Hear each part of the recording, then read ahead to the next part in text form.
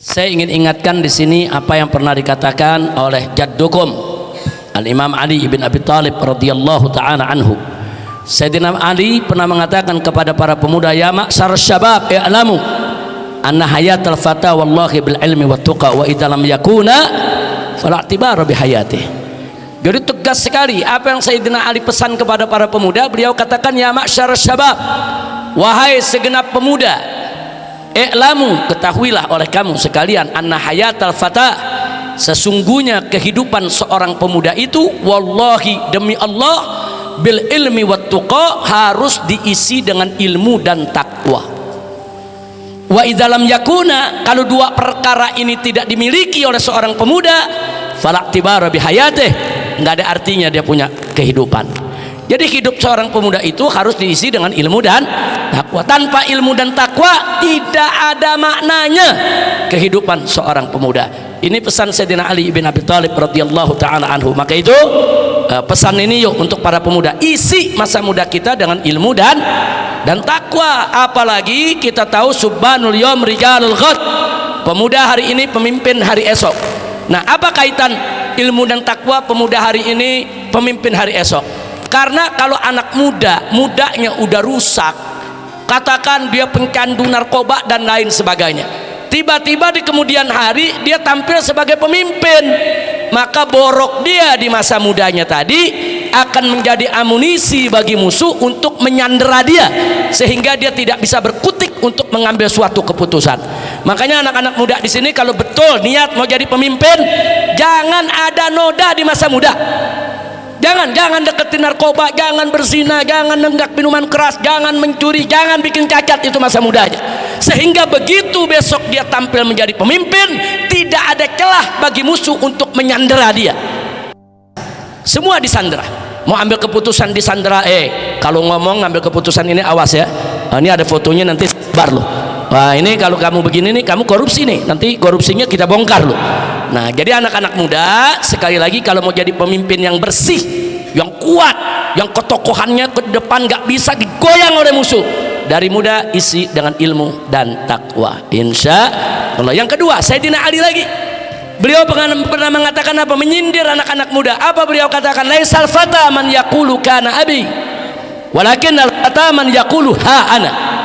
Luar biasa. Apa kata Sayyidina Ali? Bukan anak muda yang cuman bisa ngomong, oh dulu ayah saya begini, dulu kakek saya begini, oh dulu datuk saya begini. Dia cuman bisa ngebanggain kakek, datuk dan seterusnya. Kata Sayyidina Ali, bukan anak muda yang begitu. Walakin al-fata, akan tetapi yang disebut anak muda adalah man yaqulu ha ana, yang mampu mengatakan ini saya. Nah, artinya apa? Dia berprestasi, dia bermutu, tidak hanya mengandalkan kakek moyangnya. Kira-kira jelas tidak?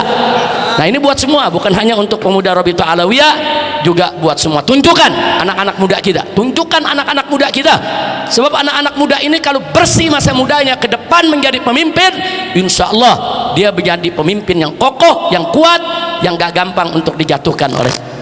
Amin ya rabbal alamin. Adapun soal banyak kelompok, nggak usah khawatir. Untuk menghadapi kelompok-kelompok yang beraneka ragam di sekitar kita, cukup perkuat saja dulu barisan ahlus sunnah wal jamaah. Kita ngurusin ahlus sunnah aja udah sibuk. Nah, nggak usah repot-repot ngurusin yang di luar ahlus sunnah, urusin dulu yang ahlus sunnah. Bagaimana caranya? Kita jaga umat kita, jaga semua umat kita yang ahlus sunnah. Jangan kumpul atau mengambil ilmu atau hadir di majelis-majelis yang di luar ahlus sunnah wal jamaah. Akan berubah cara berpikirnya. Nah, kita nggak ngajarkan memusuhi, enggak. Anda jangan memusuhi orang lain. Di luar ahlus sunnah jangan Anda musuhi. Di luar ahlus sunnah jangan Anda perangi. Di luar ahlus sunnah harus kita ajak dialog. Ayo kita dialog, ayo kita adu ilmu, ayo kita adu argumentasi. Bukan adu otot, bukan.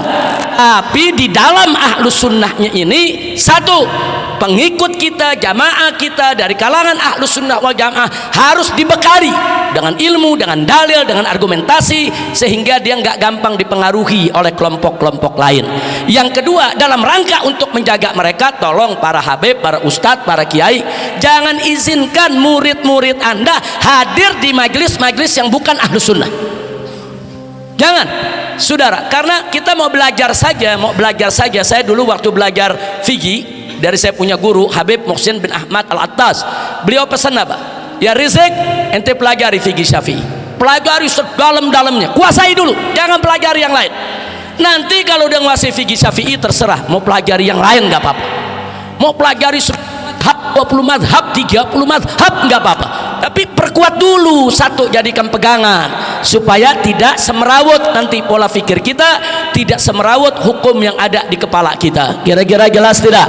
Nah karena itu saya ajak semua diperkuat saja dulu akidah Asy'ariyahnya, fikih Syafi'ihnya, thariqah daripada Imam Ghazali dan ulama-ulama salafnya, perkuat aja itu dulu. Nah sementara jaga orang-orang kita jangan sampai menghadiri majelis-majelis yang bukan dari Ahlus Sunnah wal Jamaah. Yang ketiga, jangan berdebat dengan di luar Ahlus Sunnah kalau anda tidak mampu.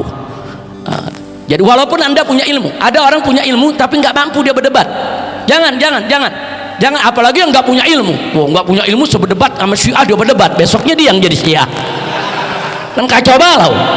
Ada lagi yang mau berdebat sama Wahabi, besoknya dia yang ngafir-ngafirin orang. Nah, kacau balau. Jangan, kalau nggak punya ilmu jangan berdebat. Kira-kira jelas gak? Nah, tapi saya begini bukan berarti anda sodorong musuhi Syiah, musuhi Wahabi, enggak. Begitu ya kawan. Jangankan Syiah dan Wahabi, orang di luar agama kita sekalipun, Buddha, Hindu, Kristen, ajak dialog. Bukan dimusuhi, bukan main otot, bukan, ajak dialog. Kalau anda yakin Ahlus Sunnah itu benar, kalau anda yakin Ahlus Sunnah itu sebagaimana bukti dalam sejarah, ulamanya nggak ada yang pernah kalah berdebat ya kawan. Mana ada ulama Ahlus Sunnah pernah kalah berdebat dengan mazhab lain? Enggak. Nah kalau anda yakin itu semua, kenapa kita takut untuk beradu argumentasi dengan orang Ahlus Sunnah wal Jamaah? Nah jadi jangan pakai persekusi, lain mazhab persekusi. Itu kalau dia persekusi berarti dia nggak mampu untuk berdebat, berarti dia nggak mampu untuk adu argumentasi. Kalau mampu adu argumentasi, jangan persekusi. Kira-kira jelas tidak? Jelas tidak? Jadi kalau ada di luar Ahlus Sunnah punya majelis, urusan dia, kita nggak usah hadir, selesai. Nggak usah pakai diganggu, dipersekusi, dibubarin, saudara. Jangan. Tunjukkan akhlak baik kita, tunjukkan ilmu kita, tunjukkan kekuatan argumentasi kita. Insya Allah orang akan berbondong-bondong ikut Ahlus Sunnah wal Jamaah. Insya Allah. Nah saya rasa masih ada Habib.